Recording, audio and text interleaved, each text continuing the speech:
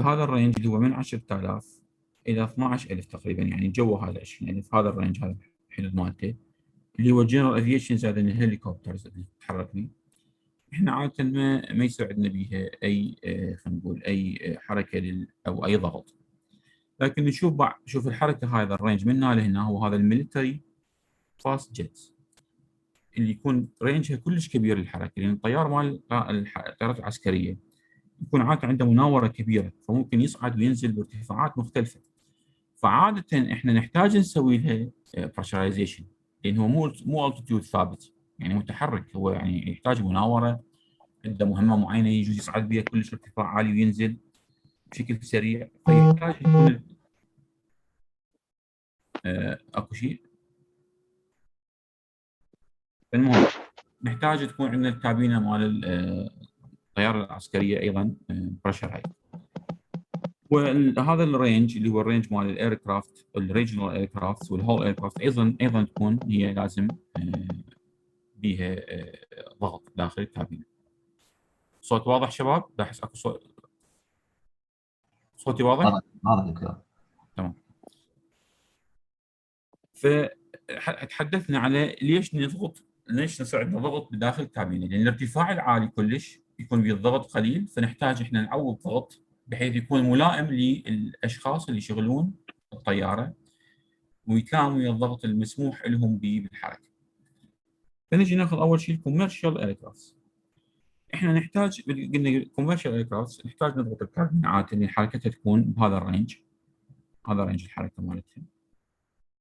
في شي حاله اذا احنا نحتاج ان يكون عندنا ضغط للكابينه، الضغط راح يكون ما يعادل 8000 قدم، يعني نضغط الكابينه الى ضغط تقريبا يعادل 8000 قدم. احنا نعرف كل ما نصعد بالارتفاع، يعني كل ما تزيد الارتفاع مال بالجو 8000 10,000 11,000 20,000 50,000، كل ما يقل الضغط المقابل له. فاحنا من اقول لكم اني نرفع الضغط الى حد 8000 اللي هو اقل من حركه الطياره، معناه احنا رفعنا ضغط الطياره وكانه هي بمستوى اوطى تتحرك. يعني ضغط الكابينه، الضغط داخل الكابينه خلينا نقول هو وكانه الطياره تطير بارتفاع 8000 قدم تقريبا. نادية بالحربيات مو يسوون بريشرايزيشن بس للخوذه؟ هسه جايكم بالتفاصيل، هسه جايكم صبر. بس احنا نحتاج نضغط في كل الاحوال، احنا عندنا نحتاج نسوي ضغط للكابينه. اكو نظام قديم واكو نظام حديث. هسه نجي نشوف شنو الفرق بين الطيارات القديمه وجديده. الطيارات الروسيه والطيارات الامريكيه اكو فرق بينهم هواي.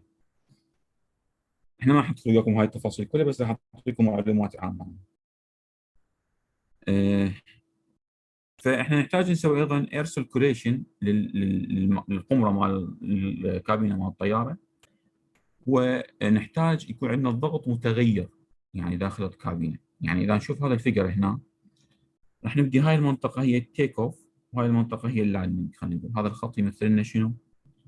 يمثل المستوى او الارتفاع بالضغط الجوي، هذا هو الارتفاع. وهذا كل ما نصعد هنا بالضغط بالارتفاع كل ما نشوف الضغط المقابل له ايش قد كقيمه مو بالباسكال وانما بالبي اس اي كوحدات. فنشوف هاي المنطقه يكون عندنا التيك اوف، هو الضغط هو ارتفاع واطي يعني قليل، خلينا نقول الضغط الجوي. راح يبدي يصعد عندنا الى ان يوصل الاير كرافت التيتيود، هذا حسب الالتيتيود عندنا النهائي اللي هو الارتفاع مالتنا اللي هو تقريبا يوصل فوق ال 40,000 قدم للكوميرشال اير كرافت. طبعا هذا الرينج، وطبعا هو ايضا قلنا الميلتري ايضا يكون بها رينج كبير. وبعدين يرجع ينزل مركز الضغط داخل الكابينه في منطقه اللاندنج. هذا هو الكابين التيتيود، هذا هو الكابين التيتيود، يعني ارتفاع الكابينه، وكانه الكابينه هي بقت على ارتفاع كلش قريب من ارتفاع من الضغط الجوي. شوف هذا الخط يمثل لنا ارتفاع ضغط الكابينه. ممكن يكون هذا الضغط يعني هو 5000، او هذا اللي هو 8000 اللي هو تقريبا يكون جوا ال 10,000، يعني هذا الرينج مالتنا 10,000، وهذا الضغط اللي هو تقريبا بالبي اس اي. الرينج عاده يكون ما بين ماكسيموم الضغط اللي هو اعلى ضغط خلينا نقول او اعلى ارتفاع اعلى ارتفاع توصل الطياره وما بين ضغط الكابينه هو حوالي 8.9 بي اس اي، يعني وحدات بالبي اس اي. نقدر طبعا نشتغلها على بس الكتاب مالتكم هو نادي يشرحها بالبي اس اي. نقدر نحولها للكيلو باسكال اذا يعني واحد ما يتصور جهه الضغط او جهه الفرق بيصير. زين. طبعا حدث بعض الطلاب يدخلون.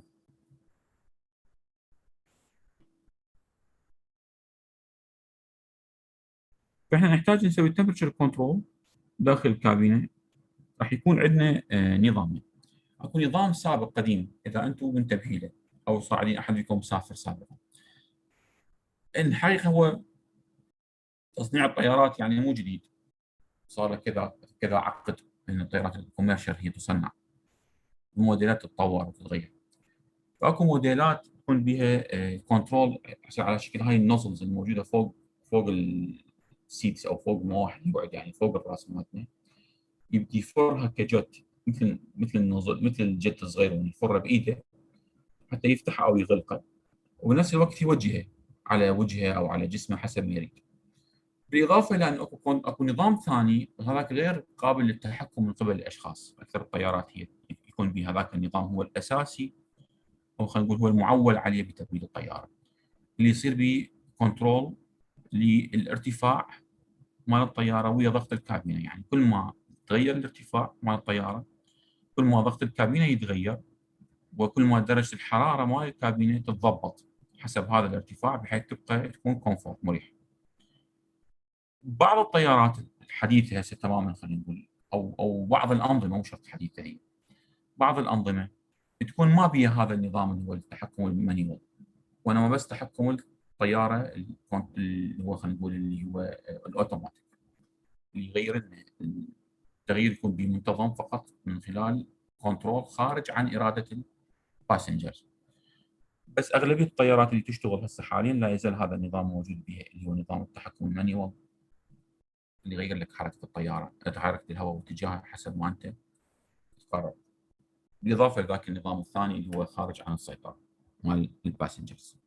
طبعا هي اكو صور اذا انتم شايفيها او ما شايفيها موجوده بالكتاب، نقدر نرجع لها حتى لو لكم اياها كصور. هذا بدنا نحكي عنه وين الطياره.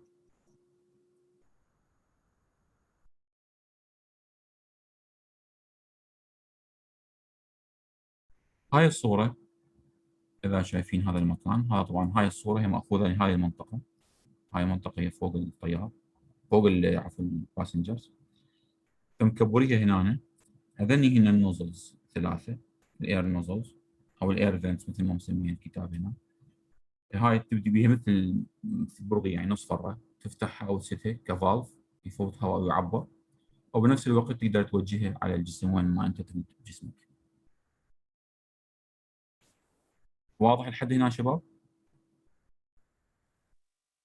تمام والله أستاذ. دكتور. ماشي. هذا الشكل واضح عندكم همينه شرحناه قبل شويه.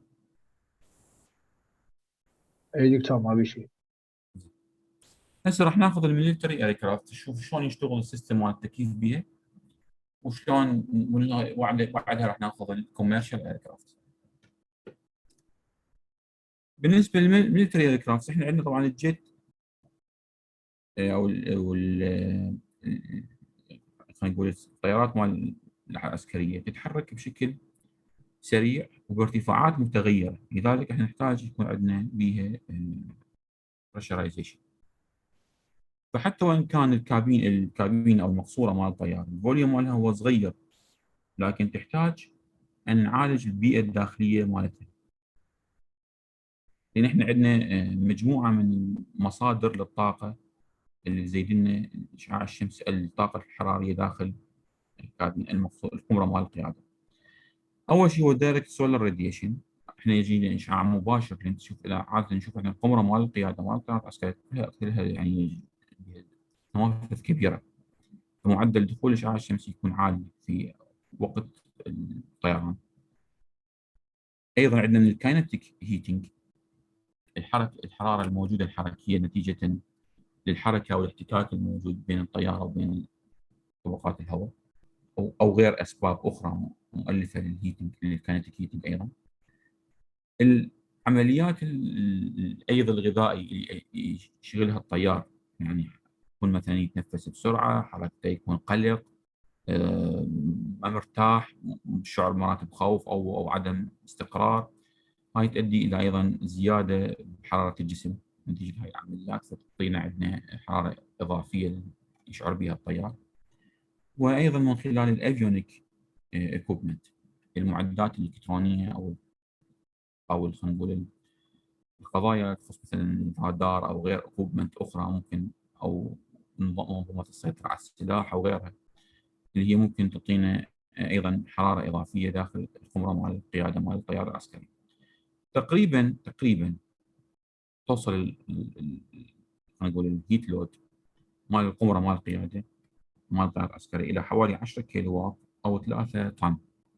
يعني تحتاج انت تبرد القمره وتجهزها بهواء، خلينا نقول مقداره كافي لازاله حمل مقداره 3 طن تبريد. 3 طن يعني مو قليله ضمن قمره صغيره مال قياده مال الطياره.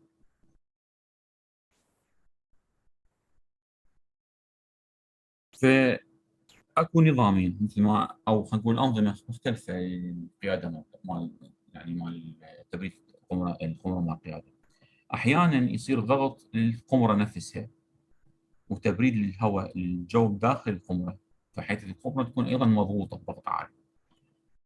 او ممكن نفس مثل ما حكى زميلكم قال انه احنا ممكن البدله نفسها مال الطيار يجيها هواء بارد او يجيها هواء بشكل عام مضغوط، وهذا الهواء يكون ايضا ملائم كانفايرمنت من حيث التمبرتشر والرطوبه، بحيث يبرد جسم الطيار ويتنفس ايضا، يكون باكسجين نسبته مقبوله ويقدر يتنفس. يعني هي عاده تكون البدله مضغوطه يعني منفوخه خلينا نقول، فممكن ينتشر الهواء داخل جسم الطيار كله من خلال هاي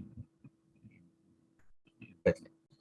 فاكو يعني اكثر من نظام، مو شرط يكون هو الضغط يكون بس للبدله، ممكن البدله مع القمره مع القياده، حسب نوع الطياره وحسب الشركه المصنعه وحسب سنه التصنيع.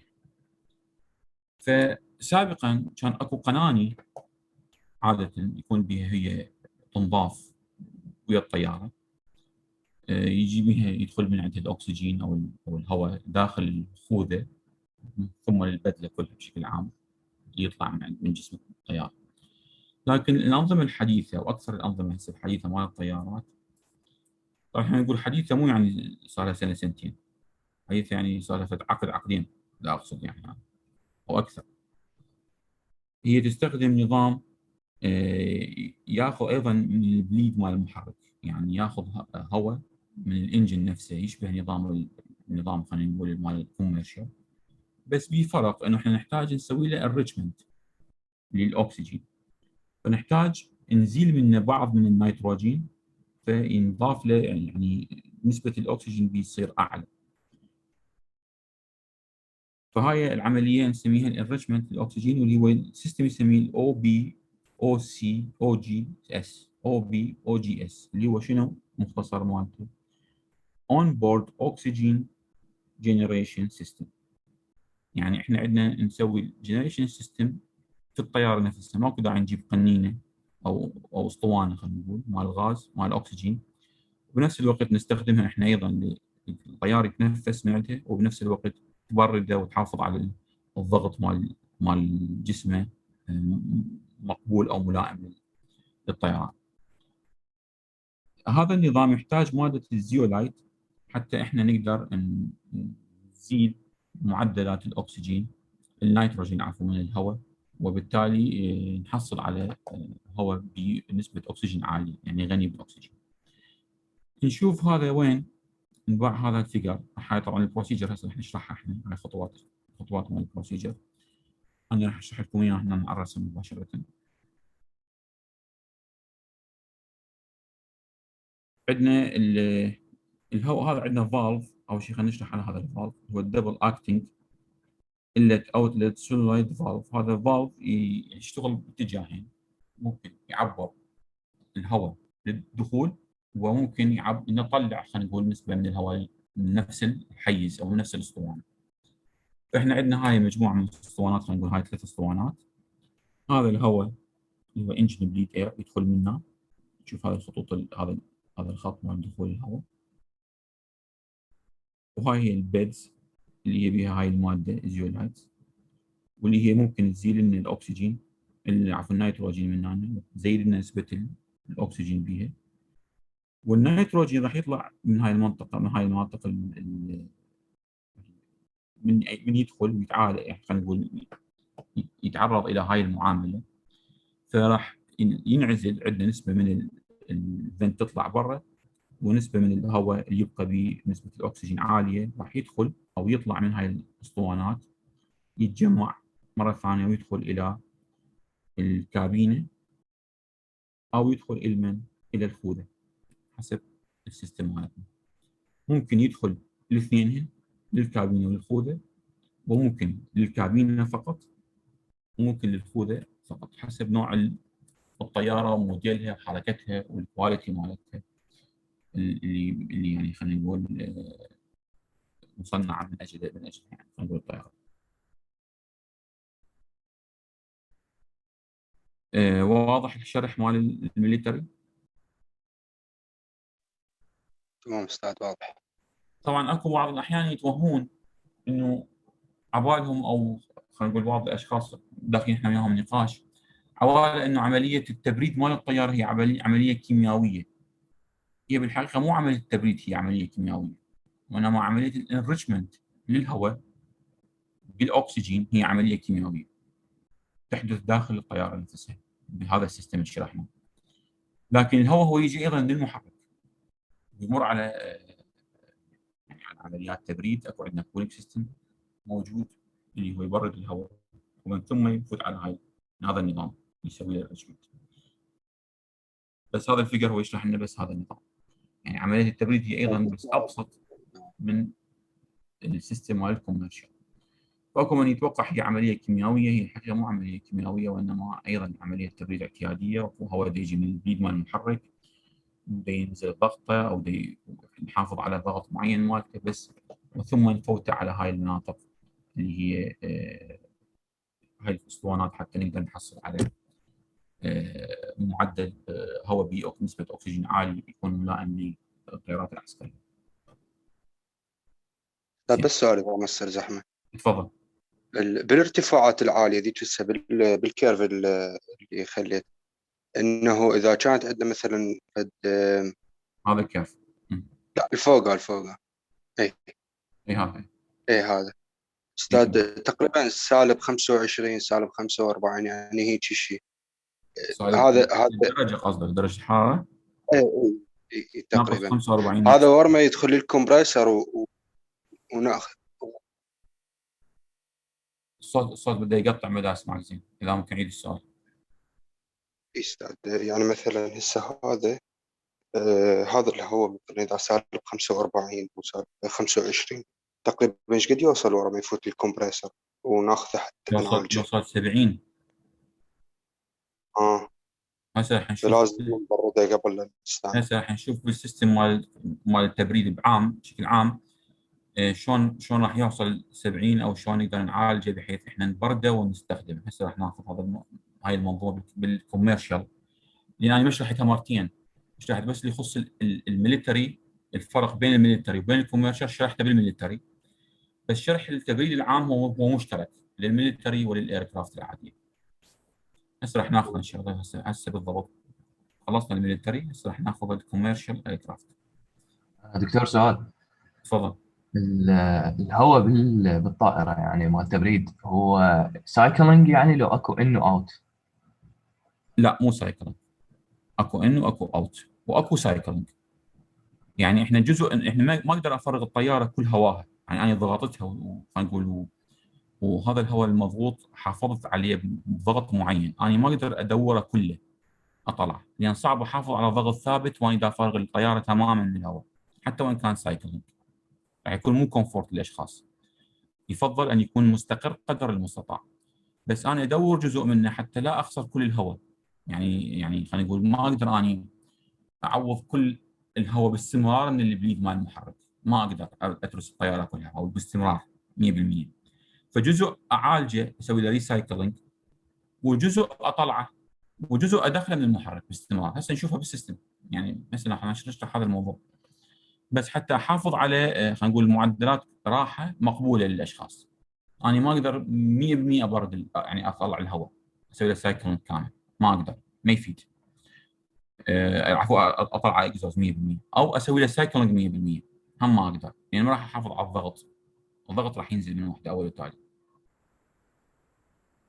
فلازم عندي كل هاي الحاله، يعني عندي هواء مستمر يدخل من البليد مال المحرك، وعندي هواء ريسايكلينج داخل الطيار نفسه، وعندي هواء يطلع برا السيستم يعني خارج الطيار.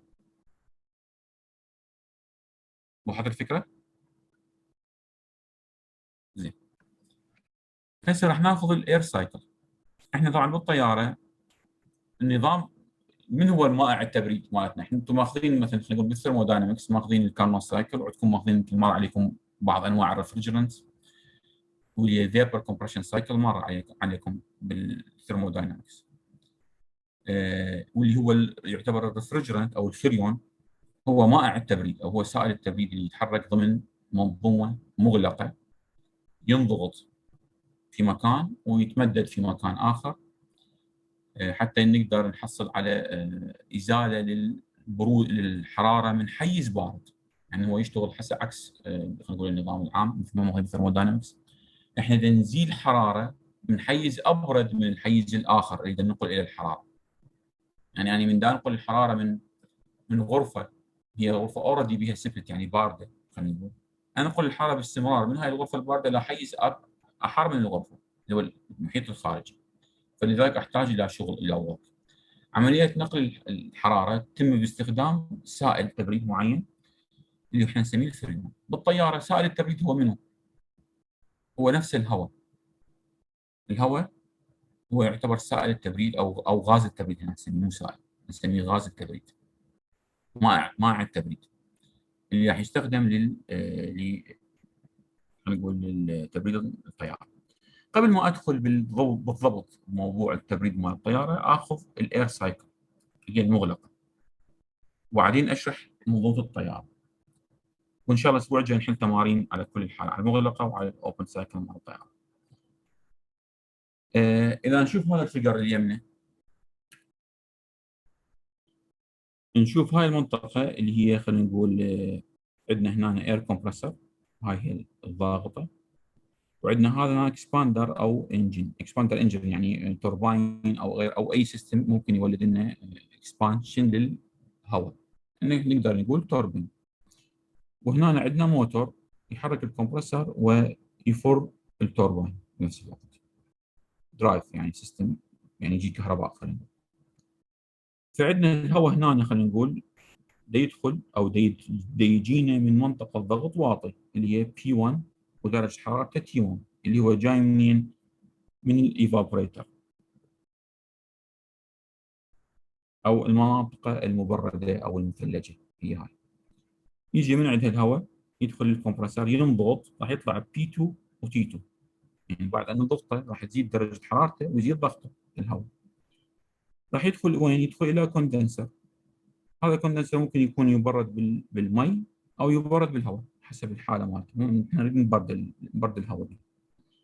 فراح يطلع الهواء من عنده من هنا P2 لكن T3، يعني في بقى P2 ما تغير الضغط مالته لكن التمبرتشر تغيرت صارت T3. راح يدخل الى الاكسباندر P2 T3، يتمدد الهواء وينزل ضغطه الى P1 و T4، يعني من تغير الضغط تغير التمبرتشر. فهي العمليه راح يبدي من T4 الى T1 ضمن ضغط ثابت، راح يكون عندنا عمليه تبريد هنا موجوده للحيز. اذا نجي نمثلها على التي اس دايجرام راح نشوف هاي المنطقه واحد انضغط بها الهواء صعد الى منطقه 2 تمبرتشر زادت الدرجه مالته من T1 الى T2 في منطقه الضغط. هذا الاس وهاي التمبرتشر. طبعا الاس هو ايسنتروبيك يعني كونستنت اس لان هو الكمبرسور، والتوربين نفترض احنا ايسنتروبيك. فيرجع وين؟ يرجع هنا بالكوندنسر راح يبدي يتبرد، لكن ضغطه طبعا ثابت، احنا ما نحكي على الضغط يعني بس على التمبرتشر، راح ينزل من 2 ل 3 وراح يرجع مرتبط بالاكسباندر اللي هو ايسنتروبيك الى النقطه 4. وهي عمليه التبريد وهي عمليه ازاله الحراره بالكوندنسر يعني مال الهواء. اذا نجي نرسمه هنا على البي في دايجرام راح نشوف هاي النقطه من 1 الى 2 هي منطقه انضغاط زياده بالضغط، ومن 2 الى 3 كونستنت بريشر لكن الفوليوم ده يتغير عندي ايضا. هنا التغير يصير الفوليوم مرتين، من 1 ل 2 عندي تغير بالفوليوم وتغير بالضغط. هنا عندي الفوليوم يتغير لكن الضغط ثابت، ويرجع مرة له في منطقة الاكسباندر يتغير البريشر مع الفوليوم، ومن ثم الفوليوم ثابت، البريشر ثابت والفوليوم يتغير داخل الايفابوريتر. يعني شوية تختلف عن دورة كارنوت اللي هي خلينا نقول يكون عندي بيها التمبرتشر تكون ثابتة في منطقة الكوندنسر في منطقة الايفابوريتر. ليش؟ لأن تعتمد على الليتنت هيت. انا ما عندي ليتنت هيت، يعني ما عندي درجه حراره، يعني ما يتغير عندي الطور مال الهواء من السائل الى ليكويد، يبقى غاز طول الوقت. بالكوندنسر غاز وبالايفابوريتر غاز، لكن درجه حرارته مختلفه بالكوندنسر وبالايفابوريتر، وضغطه مختلف. فراح يكون عندي تغير بالتمبرتشر في الدخول والخروج للكوندنسر، وفي الدخول والخروج للايفابوريتر او خلينا نقول ما نسميه ايفابوريتر كوندنسر، خلينا نقول نسميه المنطقه الساخنه والمنطقه البارده للسيستم. بس انا اسميه كوندنسر ايفابوريتر عم اقرب لكم اياه كتسميه او كمكان لوكيشن ويا الكارنوت سايكل او الفيبر كومبريشن سايكل. شرح الدوره هذا واضح لحد هسه؟ وعنده سؤال خليه يسال قبل ما اعبر على الموضوع اللي يخص الطياره شلون يصير الفرق، او خلينا ناخذ المعادلات وبعدين نعبر على الطياره. واضح لحد هسه؟ واضح تمام. دكتور. مر عليكم هاي الدوره سابقا ولا اول مره تسمعون بها الايرث سايكل؟ استاذ هي اخذناها شو اسمه همين بكارنوت، كانت نفس هاي مو كورنوت، هاي اير سايكل. هي يعني نفس الفكره، قصدي انه من الكمبرسر تروح للكوندنسر اي بس قلنا احنا هذا ما نريد نسميه كوندنسر، احنا سميناه كوندنسر حتى بس نقرب الفكره. هنا ما عندنا غاز دا يتكثف ترى، دا يبقى غاز طول الدوره. يعني بس شغله بالكوندنسر شغله الكوندنسر يعني. اي يشبه، نقول نفس اللوكيشن مال الكوندنسر ونفس اللوكيشن مال الايفابوريتر هذا. وعندنا هنا كومبرسور، عندنا هنا توربين. بس ايش عندي؟ الدوره كلها هي عباره عن غاز ترى، ما تتغير الطور، ما يتغير، دا يبقى غاز، يعني دا يبقى اير. بيفيس تشينج. يصير عندنا بس تغيير بالتمبرتشر، من اضغطه يصير ساخن فابرده الى درجه معينه وارجع امدده، ينزل الى بعد درجه تنزل بعد اكثر، فراح اقدر يبرد لي مكان معين هنا بهذا الضغط الواطي، ويرجع كذلك ينضغط تصعد درجه حرارته حتى اقدر ازيل الحراره منه، اسخنه الى درجه حراره بحيث يكون هنا الغاز ابرد من المحيط، من المي خلينا نقول يدخل عليه، او من الهواء يدخل عفوا عليه، اسخن، عفوا مو ابرد، اسخن من المحيط مالته. يعني درجه حرارته التي 4 او التي 2 عفوا، التي 2 والتي 3 هن اثنيناتهم هن اعلى من درجه حراره المحيط سواء كان مي ولا هواء، ولذلك راح يقدر يبرده من تي 2 الى تي 3، يبرده من تي 2 الى تي 3، هذا المحيط، لكن على الضغط عالي وهو غاز، يبقى غاز، فيرجع من تي 3 يتمدد داخل اكسباندر او توربين الى تي 4.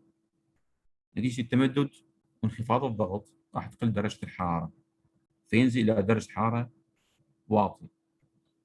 هنا عاد راح يبدي يزيل حمل الحراره من الحيز ويسخن الهواء نتيجه ازالته من هذه المنطقه البارده. يعني هو يزيل الحمل الحراري هنا، فيبرد الحيز من خلال انتقال الحراره اليه، فراح يسخن من تي 4 الى تي 1، ومن ثم اضغطه الى ان اوصله الى درجه حراره اقل او اعلى العفو من درجه حراره المحيط حتى اقدر ازيل الحراره مالته، انقل الكيو من هالمنطقه للحيز للاوتسايد تمبرتشر او الحيز اللي انقل الى الحراره انا خارج السيستم. زين، اذا واضحه حتى استمر. نجي معادله كيو ار شو تساوي؟ ان ام دوت سي بي تي 1 ناقصا تي 4، ماخذيها حافظيها الحفظ، فيرست لو سكند لو، فيرست لو هذا ما ثيرموداينامكس. كيو سي يساوي ام دوت سي بي تي 2 ناقصا تي 3. هاي وين؟ هاي المنطقة سي، هاي منطقة ار اللي خلينا نقول الريفرجريشن، منطقة التبريد ومنطقة نقل الحرارة إلى المحيط الخارجي اللي هو الكولينج. هذا نسميها ريفرجريشن، هاي نسميها كولينج. نحط لها سي. زين الورك شو يسوي لنا؟ ام دوت سي بي تي 2 ناقصا تي 1 يساوي ام دوت سي بي تي 1 في بي 2 على بي 1 كي ناقص 1 على كي. كي هو ثابت الغازات طبعا، نعتبر هذا ايديال غاز، هو هواء فايديال غاز اكيد. وكذلك الورك اللي دا يدخل الديليفر للسيستم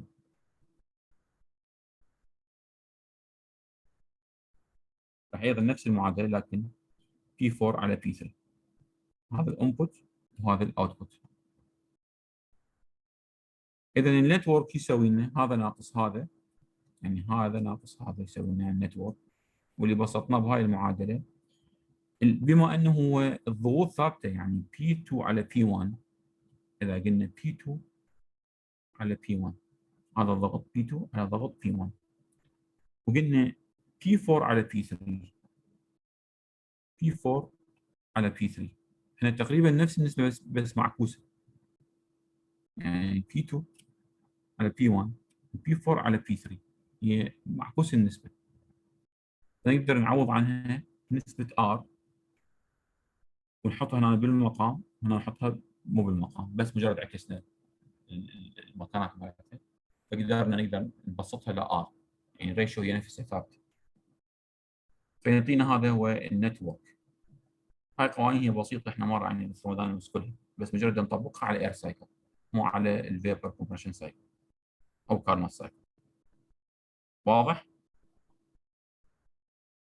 القوانين ذني اذا ما وضحت حتى اعيدهن. واضح دكتور ما في شيء. زين.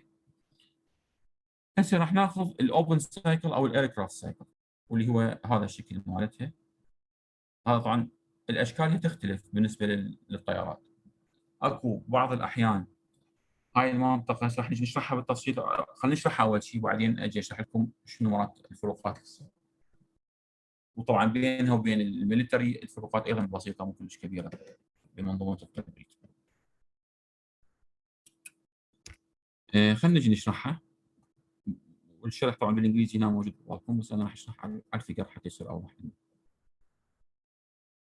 عندنا هاي المنطقه هي منين يجي منين؟ نشوف هذا البريشرايزد اير من الانجن. اول شيء تعرفون شو يعني بليد اير او من البليدنج مال الانجن؟ ليش نسميه بليد؟ لان ناخذه من اطراف الكمبرسر، ناخذه من مناطق معينه، ممكن هاي بريشر ممكن لو بريشر حسب المنطقه مالتنا نسحب من عندها.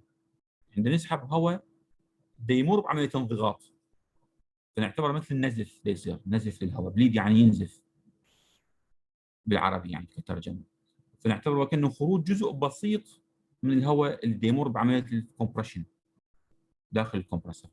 جزء بسيط اسحب اني في مناطق معينه، طبعا هو محسوب كسيستم، محسوب انه الهواء كله داخل هالقد اسحب منه هالقد يبليد اني، بالتصميم بالديزاين ينحسب، بس نسميه جزء بسيط من الكل اللي يدخل ضمن الهواء داخل الكمبرسور اللي يصير به انضغاط، فجزء بسيط منه انا اسحبه واسميها عمليه بليد. ممكن تكون في منطقه الكمبرسور الهاي بريشر، ممكن منطقه اللو بريشر حسب الديزاين مال الطياره، فممكن هيك وممكن هيك. زين، فهذا راح يدخل وين؟ يدخل الى اوزون كونفرتر. احنا قلنا بدايه شرحنا طبعا هذا الاوزون كونفرتر راح نشرح عنه موضوع خاص بس بالاوزون كونفرتر شنو هو وليش نستخدمه، بس احنا شرحنا بالمحاضره السابقه قلنا تنفس الهواء اللي هو بصيغه اوزون يعني O3 هذا يسوي التهاب بالقصبات الهوائيه للاشخاص، يعني بتاثير صحي خلينا نقول على الاشخاص اللي شغالين الكابين، فلازم تصير له عمليه معالجه.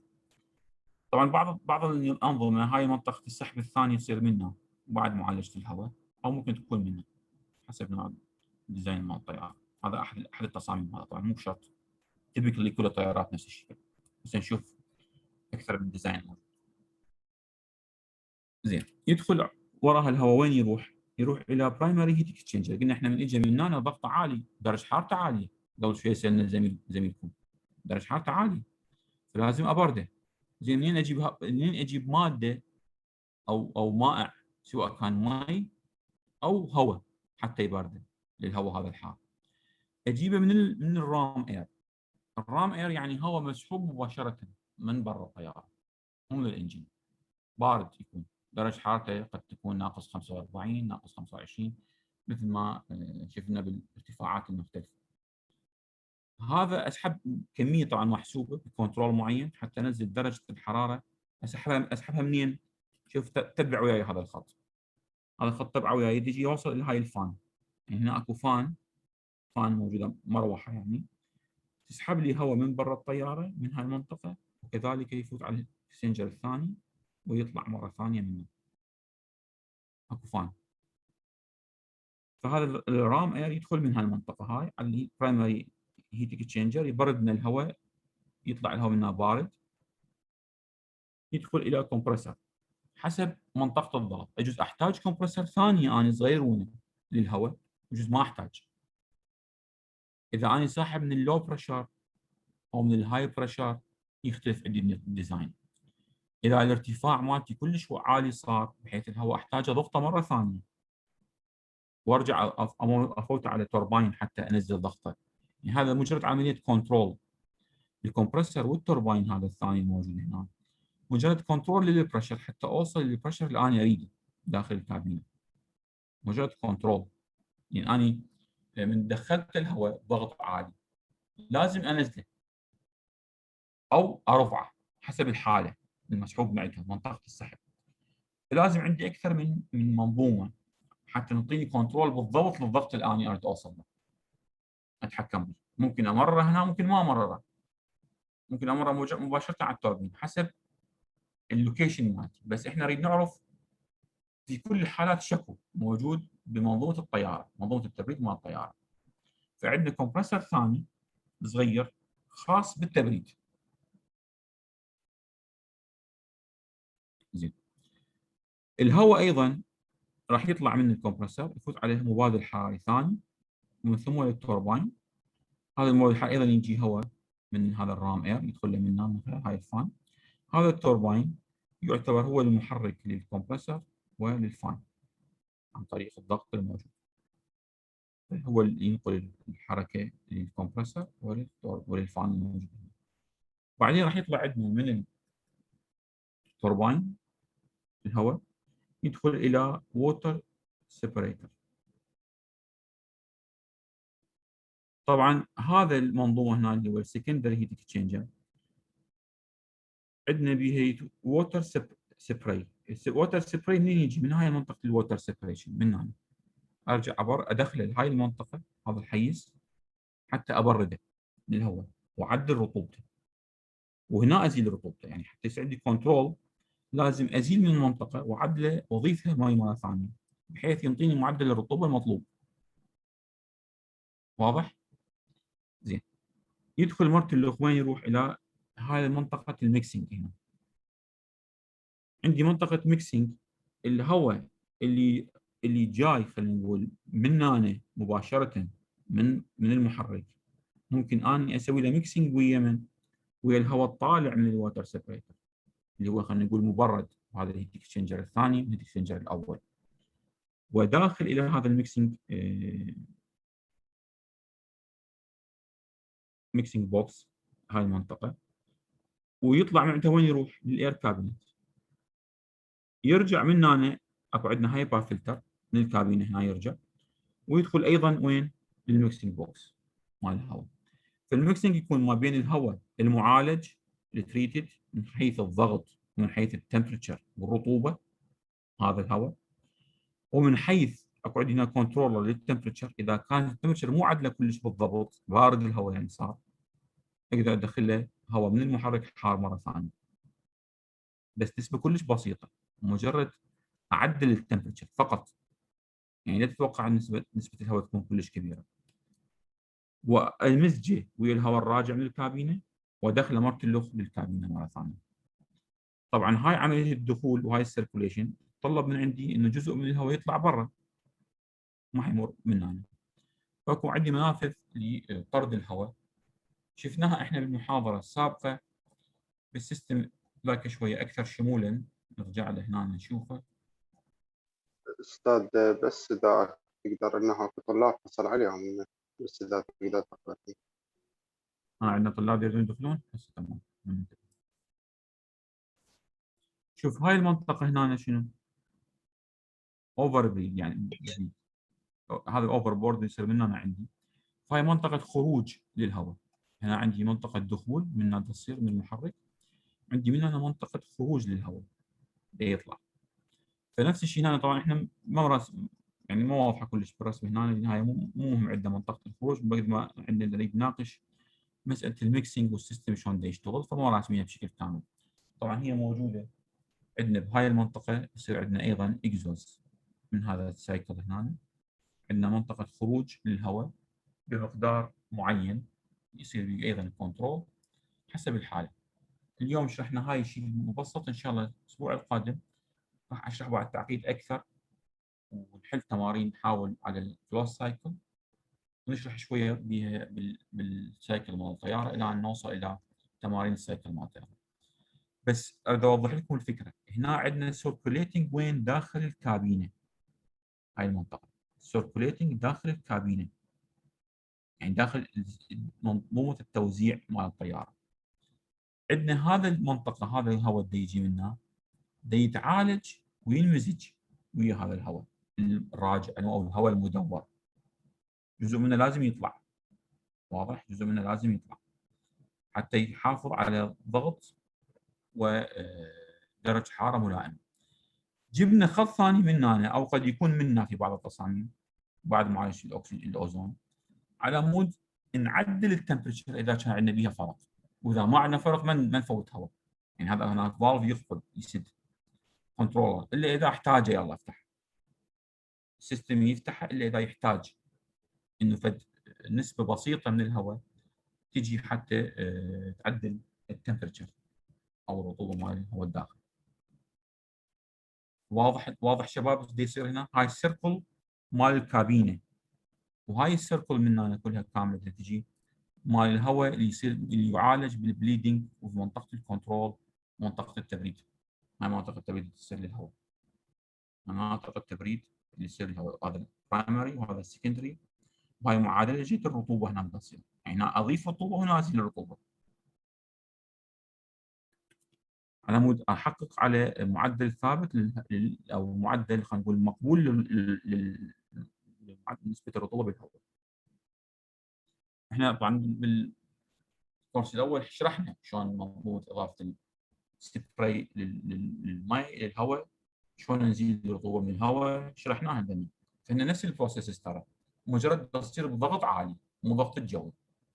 هذا الفرق اللي يصير بين هذا السيستم وبين الكلام اللي شرحناه، انه هنا الضغط هو مو ضغط جوي، وانما ضغط اعلى من الضغط الجوي.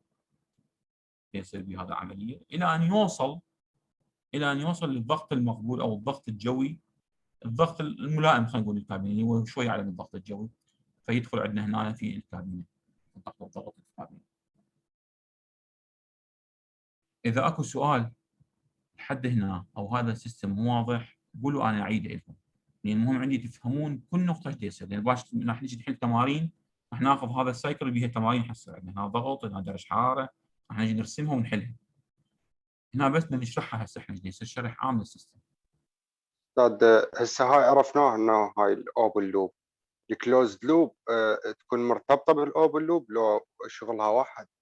لا، الكلوز لوب له تطبيقات مختلفه، الكلوز لوب له تطبيقات مختلفه، بس هي الفكره منين جت من الكلوز لوب من البدايه، يعني فكره استخدام الهواء كريفرجرنت بدات منه، والقوانين اشتغلناها هنا احنا على هاي المناطق، ومن ثم طبقت او استخدمت بمنظومه التبريد مال الطياره.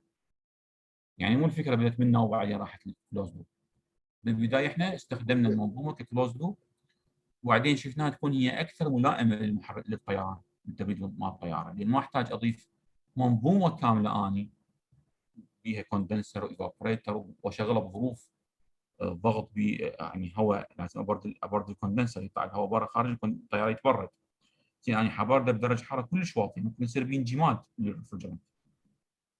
فما كان ملائم لمعالجه الظروف البيئيه مال الطياره غير هذا النظام، غير نظام الاير سايكل. قصدي يعني انه مرتبطات هن واحد بالله، لو يعني هذا شغله واحد وهذا شغله واحد. هنا وحده تشبه اللخ. الفرق شنو؟ الفرق انه هنا الهواء المضغوط ما راح اراجع مرت اللخ للكمبرسر مال الطياره، راح اذبه للكابينه بس، واذا اراد تمام. طلع برا اذبه للجو. بالنسبه تمام. البسيط من عند الباقي طلع للجو. هنا لا، هنا راح ارجع افر داخل دائره مغلقه، يعني ارجع من الاكسباندر ارجع فوت مرتلخ للكمبرسر. هنا أنا ما ارجع للكمبرسر، ما يرجع. شوفوا هذا يطلع منه وهذا ايضا طالع منه بعد ما يرجع. هذا الفرق. تمام استاذ. احنا مثلنا، شوف احنا هسه مثلنا الكلوز سايكل على التي اس دايجرام. راح اعطيكم هوم وورك اني تمثلوا لي هاي السايكل على التي اس دايجرام. اوكي، تمام. خلينا نشوف شو راح تمثلوا لنا هاي السايكل، او مو شرط بوجود الكمبرسور ذن الاثنين، مو مثلوا لي الاير سايكل مال الطياره على التي اس دايجرام. هذا شويه يعني منظومه معقده، لا تاخذون هاي المنطقه لهنا، اخذوا بس من الدخول من هاي المنطقه الى هاي المنطقه، هاي ما لكم علاقه بها. السايكل مال الكابينه ما لكم علاقه، ما تاثر على التي اس دايجرام شيء. التاثير حيكون بس من هاي المنطقه، يعني منطقه التمدد، منطقه الضغط، منطقه تبريد اولى، منطقه تبريد ثانيه. وهاي المنطقه هي راح تكون عندنا بها تي اس دايجرام الى حد هنا. هنا عندنا ميكسينج حيصير، يعني هذا الضغط وضغط الكابينه واحد، بيصير بيه بس عمليه ميكسينج.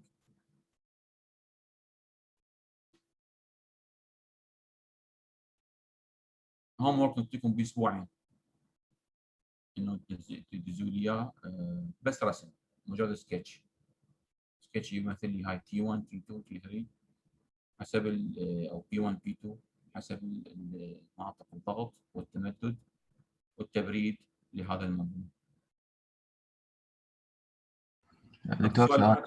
اكو سؤال بعد شباب؟ سؤال دكتور، اي تفضل. الهيت اكسشينجر اكو دا يطلع هواء من عنده يعني سهم ودا يروح للفان دا يطلع زين، هو مو المفروض يعني اصلا الفان يسحب هو الكمبرسور والتربه من داخل؟ يسحب منه. شوف تبع وياي. الرام اير، هذا الرام اير يعني شنو؟ يعني هواء مسحوب من برا الطياره مباشره، لا من المحرك ولا ابدا. فتحه تسحب لي من الهواء الخارجي مال الطياره، اللي هو ضغطه قليل، درجه حرارته بارده كلش. منو يسحبه هذا الفان. فنجي نشوف هذا الخط باع، هنا عندي تخلخل بالضغط دا يصير. فمنين تسحب؟ يقوم يسحب من هاي المنطقه، يفوت ويطلع منه. بما انه انا عندي اثنين هيت اكسشينجرات، اثنين ابردهم، اذا حيصير السحب من منطقتين. شوف هذا السحب منه وراجع. فمن يصير تسحب الفان منه تتحرك، الضغط هنا راح يصير اقل بعد، رغم انه هذا الضغط هو برا قليل، بس منطقه السحب حتصير بها ضغط اقل. فيقوم يدخل الهواء من هاي الفتحه، يدخل منها من هاي الفتحه الثانيه، يدخل منها ايضا، يطلع بهذا الشكل. واضح؟ تمام هسه واضح. فهاي السايكل ما لها علاقه بالسايكل مال الهواء المضغوط، هاي سايكل تبريد. هاي سايكل تبريد فقط للهواء، للهيت اكسشينجرز الاول والثاني. هاي سايكل تبريد، يعني هذا الهواء ما يصير بميكسينج ويا هذا الهواء، ما ينخلطون ترى. يعني هذا اندايركت مو دايركت كونتاكت بين هذا الهواء مال التبريد وبين الهواء المضغوط مال محرك الطياره، ماكو تلامس بيناتهم. هذا يفوت بانابيب مستقله عن هاي الانابيب، او الواح اذا كان بليت هيت اكسشينجر حسب نوع الهيت اكسشينجر. المهم ماكو ميكسينج مباشر بين هاي وبين هاي، بين هذا الهواء وهذا، يعني ما ينخبطون. هذا يفوت على انابيب او على الواح يبردها، وهاي الالواح او الانابيب فايت بها هواء مضغوط مال الطياره. اوكي ماشي؟ تمام. ماشي. اكو بعد سؤال؟ اكو بعد سؤال؟ زين، ان شاء الله الاسبوع الجاي نكمل الموضوع، نحاول ناخذ بعد سيستم او اشكال من السيستمز مختلفه. ونحاول اذا قدرنا نحل تمرين بسيط خلينا نقول الاسبوع الجاي، وبعدين الاسبوع اللي بعده راح نبدي نستمر بالتمارين بشكل اعقد حسب المنظومات اللي راح ناخذها مال الطياره. انا ما اريد اخذ يعني محاضرات كلش مكثفه، لان هو الموضوع يعني ما يحتاج شرح، خلينا نقول يحتاج شرح اكثر ما هو يحتاج كميه، يعني نحتاج نفهم اكثر ما ناخذ مواد هوايه، ونحتاج بنفس الوقت انه انتم تكونوا عندكم يعني تصور كامل للمنظومه مال الطياره، يعني اول مره تمر علينا شلون نبرد الهواء داخل الطياره وشلون نحافظ على ضغطه. راح يكون جزء انا احاول ما انطي هوايه، خلينا نقول يعني خلينا نقول شرح، يعني خلينا نقول ما بي تمارين بشكل كبير، لكن انا اريد افهمكم بس السيستم شلون يصير، يعني مناطق التبريد وين، مناطق توزيع الهواء وين، الهايبر فلتر مثل هذا